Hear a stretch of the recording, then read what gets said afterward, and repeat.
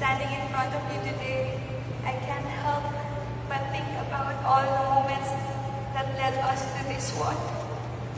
The laughter, the challenges, the countless ways you've shown me love. I still remember our little code smile. Back when you were still courting me, you'd give me flowers or food with a note that simply said smile. It was your quiet reminder that no matter what was happening, you wanted to see me happy. Always. At sa 12 years natin, hindi nagbago yun.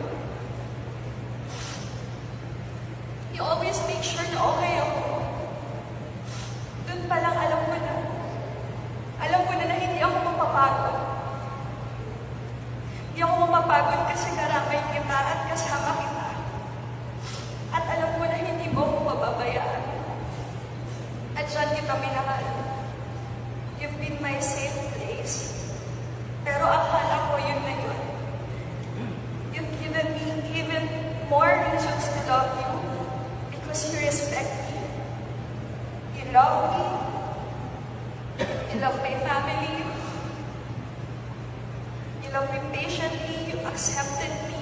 You let me grow. You embraced my whole family. You kept the promise you made to my parents.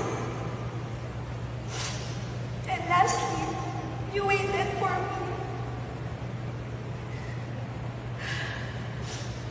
For 12 years, you waited for me. And for that, I will always be proud of you, of us, and forever grateful that we kept our promise to the Lord. So thank you. Thank you for waiting for me. And I promise, from this day forward, you'll never have to wait again.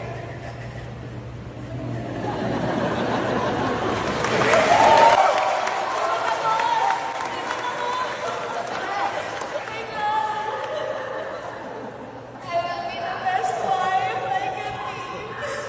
Your true partner in everything. I will stand beside you. You'll always be my greatest blessing. My husband,